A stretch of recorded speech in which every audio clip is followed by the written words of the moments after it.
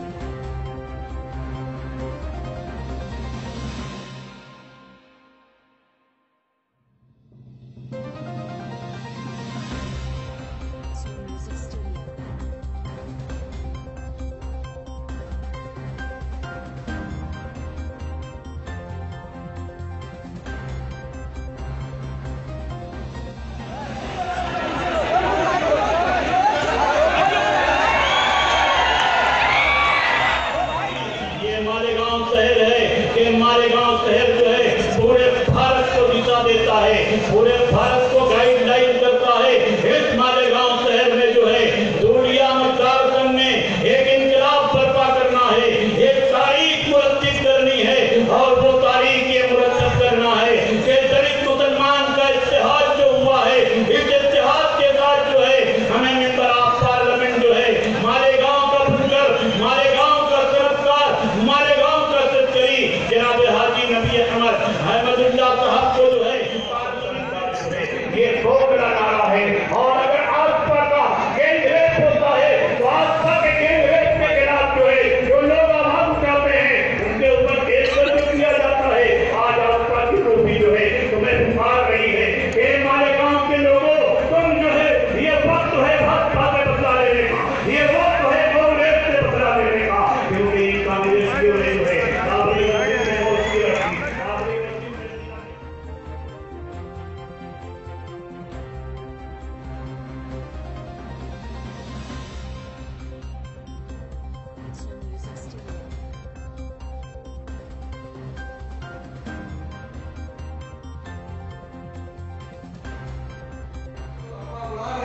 ये दोनों कांग्रेस पार्टियों की तरफ से बात चलाई जा रही है।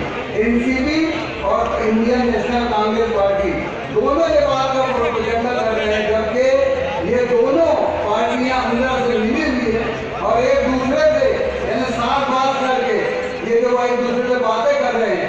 भले ये लीडरान आपस में मिल गए होंगे, लेकिन आज मैं यहाँ चैलेंज के साथ ये बात कर रहा हूँ और वाकई में मेरी बात में मैं जराये से मुझे इतना मिली है कि भले ही ये लीडरान कांग्रेस पार्टी के हो, एनसीपी के हो, चाहे इनके मेंबर हो, कॉर्पोरेटर हो, ये सब भले एक जगह हो सकते हैं, लेकिन इस शहर के मालेगांव की जो आवाम है, मुस्लिम आवाम खुसूसी तौर से ये तमाम अंदर से नबी अहमद के साथ है।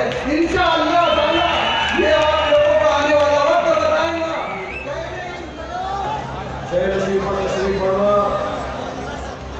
ऑल इंडिया मजलिस इत्तेहाद मुस्लिमीन के हमारे औरंगाबाद के शेर जो 23 तारीख को MP बनने वाले हैं, मेरे दोस्त भाई जियाद साहब, मजलिस इत्तेहाद मुस्लिमीन और बहुजन वंचित आघाड़ी के जहाँ के आपके हमअज़ीज मालेगांव कलाल नबी अहमद, मालेगांव के सदर मलिक साहब, तमाम मजलिस इत्तेहाद मुस्लिमीन के जिम्मेदार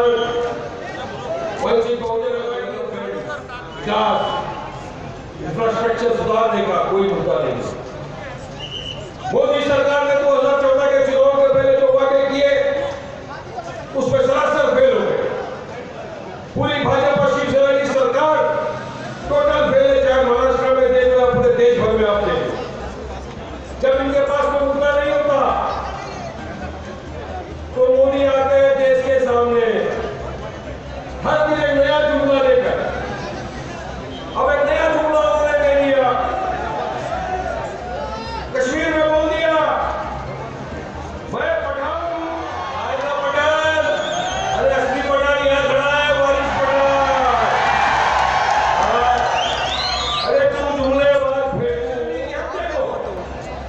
बोलते हैं टेररिज्म के विरुद्ध है, टेररिज्म के खिलाफ है। अरे मोदी, टेररिज्म के खिलाफ तो मेरे महान देश हिंदुस्तान का हर एक नागरिक है। हर चीज के टेररिज्म के खिलाफ थे, रहेंगे। हम वो लोग थे जिन्होंने सबसे पहले कहा था कि पगदादी कुत्ता है। हम वो लोग थे।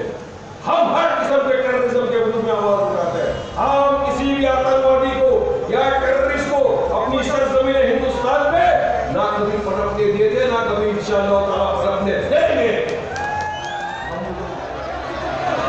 हमारे और आपके बीच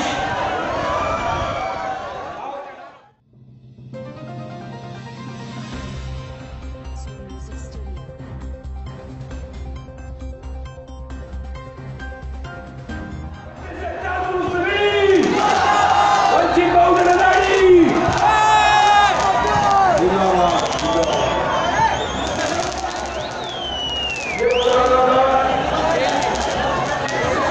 देखो बीजेपी का चेहरा, देखो शिवसेना का चेहरा। देश ने अपना मन बना लिया है कि अब जो काम करेगा वो रहेगा, और जो काम नहीं करेगा उसको उठा के फेंकेगा। इसी तरह से कांग्रेस और राष्ट्रवादी भी है। 70 वर्ष सत्ता में रहे, पार्लियामेंट में करेगा, क्या इनको नहीं मिला? एक उठा के दे दिया, चलो वो भी जान बचाने के लिए। तुम्हारा अपना भाई मालेगांव से मुस्लिम कैंडिडेट खड़ा है और आपकी 10 लाख वोट आए, और मैं ये कहता हूँ ये 10 लाख वोट पूरी बहुजन वंचित आघाड़ी के नाम पे गिरना चाहिए। आप इतिहास कर दिए तो कोई माइकलाल आपको हरा नहीं सकता है। और दूसरी बात, लोग बोलते हैं कि मैं खड़ा हूँ बीजेपी को जिताने के लिए। मैं उनको ये कहना चाहता हूँ, आप लोग मुझे अच्छे से जानते हैं। आज मालेगांव शहर के अंदर मैं पावर लूम से हटकर जो सनद लाया हूँ, आज उसके अंदर 2000 से ज्यादा लोग रोजगार हासिल कर रहे हैं। और कांग्रेस वाले जब मैं खड़ा हुआ था तो मेरे को 2 करोड़ ऑफर दिए थे कि आप बैठ जाओ। मैं बोलता हूँ वो कांग्रेस की मां ने इतना दूध नहीं खिलाया, वो बीजेपी के मां ने इतना दूध नहीं खिलाया। तो तुम्हारे भाई को खरीद करे, हमारा अल्लाह को हारी लाने जाते हो। मैं अल्लाह को हाजिर ना जान के कहता हूँ, मैं बीजेपी को जिताने के लिए नहीं और बीजेपी को हराने के लिए खड़ा हूँ। मैं बहुजन वंचित पार्टी को जिताने के लिए खड़ा हूँ। और अल्लाह गवाह है, आप लोगों के सामने मैं कसम खा रहा हूँ, ये जो भी मेरे बारे में वो कर रहे हैं, मैं खड़ा हुआ हूँ। मैं इलेक्शन जीतने के लिए खड़ा हूँ। कोई माइक के दाल में हिम्मत नहीं है कि मुझे खरीद सके। जीना है तो अपनी हिम्मत को हथियार बना लो। जैसे एक शख्स को देखकर तुम्हें टीपू सुल्तान की याद आए, वैसे एक शख्स को तुम अपनी कौम का सरदार बनाओ। हम वो सियासत करते रहेंगे कि हमारा आका कोई और रहेगा और हम उसके नीचे ही काम करेंगे। जब से मजलिस इत्तेहादुल मुस्लिमीन आई, वंचित बहुजन आघाड़ी आई, तब से हमने ये फैसला किया है कि अब हम अगर किसी के नीचे काम करेंगे तो बैरिस्टर असदुद्दीन अवैसी साहब और प्रकाश अम्बेडकर साहब के काम करेंगे। हमने लोगों से ये कहा कि 70 सालों तक हमने अहले गैरों को वोट दिया है, और आपको भी ये बात कहने के लिए आए हैं। अगर आपको कोई ये कहता है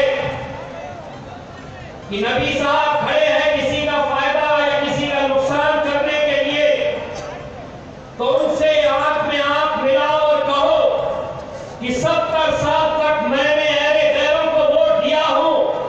नबी मेरा भाई है और मेरा वोट इस बार मैं अपने भाई को ही देने वाला हूं। आपके दरमियान में खड़े होकर अपनी बात रखने की जरूरत कर रहा हूं। और मैं मालेगांव की आवाम से बहसीयत एक हिंदुस्तान के सियासतदान के मैं आप तमाम से माफी चाहता हूं कि हम सियासतदानों ने मालेगांव की आवाम के जख्मों को खत्म करने के बजाय हमने मालेगांव के आवाम के जख्मों पर न सिर्फ नमक छिड़का बल्कि हमने आपके जख्मों पर उसको अगर आज आप मालेगांव की आवाम में इन बच्चों के अगर जर्रा बराबर मोहब्बत बाकी है, चाहे वो अजहर हो, मुश्ताक हो, इरफान हो, रफीक हो, इस्माइल हो, तो उठो, इनको खिराज अकीदत अगर पेश करना है तो मालेगांव से, इस पार्लियामेंट की चुनाव से आप एक पैगाम दीजिए। हिंदुस्तान के दिल्ली के तख्त पर बैठने वाला ये जो बादशाह बन चुका है, ये चौकीदार नहीं रहा, ये प्रधानमंत्री नहीं रहा, ये प्रधान सेवक नहीं रहा, ये बादशाह सलामत बन चुका है। उठो मालेगांव की आवाम, ये मरने वालों की रूह अगर अल्लाह जबान देगा तो तुम्हारे कब्रिस्तान से आवाज आ रही है कि कौन हमारा हमसे इंसाफ करेगा, कौन हमको इंसाफ दिलाएगा। कांग्रेस की हुकूमत थी, राष्ट्रवादी की थी, आज खामोश बैठे हैं। हद हो गई। आज इतनी बड़ी तादाद में ये पुलिस वाले अपना यूनिफॉर्म पहनकर खड़े होकर यहाँ पर इस जलसे की हिफाजत कर रहे हैं। मैं उनसे भी कह रहा हूं, हेमंत करकरे की बेइज्जती की गई। वो हेमंत करकरे जिसने निकाला था जिसने सारी दुनिया को बताया कि 2006 का मालेगांव का ब्लास्ट 2008 का यहां के बच्चों ने नहीं किया। हेमंत करकरे ने पूरा निचोड़ निकाल दिया था। और हेमंत करकरे वो शैतान जो कसब पाकिस्तान से आकर मुंबई पर, हमारी सरजमीन पर मासूम हिंदुस्तानियों को अपनी गोली का निशाना बना रहा था, वो हेमंत करकरे ने आगे बढ़कर अपनी जान को कुर्बान कर दिया हिंदुस्तान के लिए, भारत के लिए। आज उस हेमंत करकरे को ये साध्वी कहती है कि मैंने उसको श्राप दिया। बताओ हिंदुस्तान के प्राइम मिनिस्टर, क्या तुम नहीं गए थे हेमंत करकरे के घर को? क्या तुमने हेमंत करकरे के घर को नहीं गए थे? और आज तुम्हारी कैंडिडेट जिस पर 6 बच्चों को मारने का इल्जाम है, टेररिज्म का इल्जाम है, जिसने हेमंत करकरे की तारीफ की, क्या महाराष्ट्र में लोग इसी तरह खामोश बैठ जाएंगे? अरे मैं तो हैदराबाद से आकर हेमंत करकरे का जिक्र कर रहा हूं। क्या महाराष्ट्र में हम ये नहीं कह सकते कि जिसने हेमंत करकरे की बेइज्जती की, जो हिंदुस्तान का सबसे बड़ा शहीद है, हम उस पार्टी के अपने वोट नहीं देंगे? मेरे भाई, हेमंत करकरे अपनी जान को कुर्बान कर दिया और मोदी की पार्टी की उम्मीदवार कहती है कि मैंने हेमंत करकरे को श्राप दिया। अरे याद रखो प्रज्ञा ठाकुर, मीडिया चैनल तो बेचारे मोदी के कंट्रोल में है। मोदी उनको बोले आन तो आन, मोदी उनको बोले बैठो तो ये मानना यह है कि बाबा साहेब अम्बेडकर के दिए हुए संविधान के तहत गरीबों को, मजलूमों को वोट का हथियार दिया गया है। उस वोट के हथियार को उनको इस्तेमाल करना है।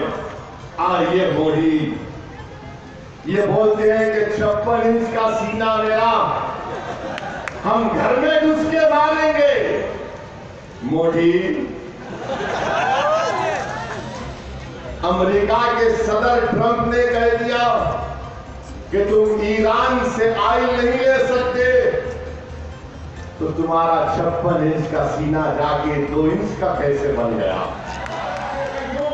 हिंदुस्तानियों सुनो, हम ईरान से ऑयल नहीं लेकर पूरे हिंदुस्तानियों पर, भारत के सिटीजन्स के ऊपर 2,500 करोड़ का बोझ अब तुम पर आयद होने वाला।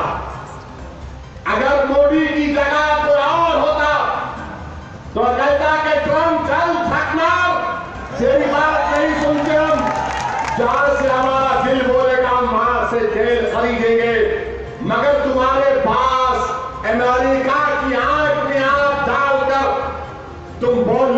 सकते, और तुम बोलते कि मैं मर जाऊंगा, मैं खुला कर दूंगा।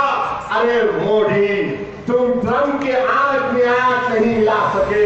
वो ट्रंप फोन करके बोल दिया, अब आप देखना 2500 करोड़ का बोझ आवाम पर हमारी पॉलिसी है।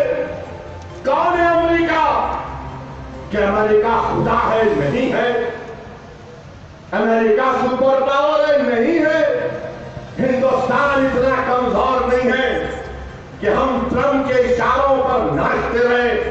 ये वजीर आजम ने काम करके रख दिया।